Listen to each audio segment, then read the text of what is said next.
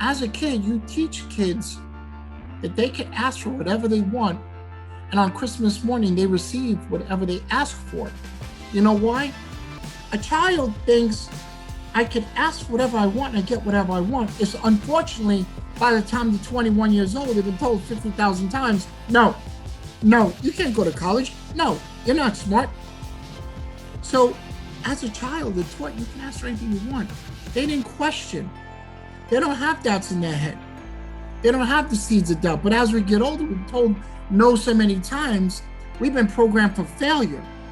You can't remove anything in this brain. You can't remove anything. What you could do is dilute it. So if I was to take this bottle of water and I put this much ink in there at the bottom, and that ink represents all the negative in your life, all the times they said no, all the negative thoughts you have. And I start putting a little bit of water every day, and before you know it, this right here is crystal clear, but yet the negative is still in there. But it's crystal clear water. You can't taste it. You could drink it, it's here. But yet, it had this much negative.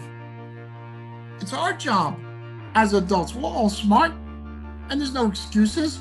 We need to consistently cultivate our mind, prepare our mind. If you don't do that, you're no better than that seed that's on the ground that has no foundation. All right? And if you never heard this before, Christerry's telling you now. You got to invest in yourself consistently. Stop listening to stupid music. I love music, but I can listen to music now. I've earned it, right? But if you're struggling, shut the music off.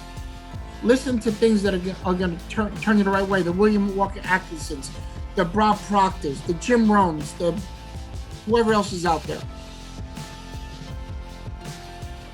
That right there, you got to prepare your mind for success.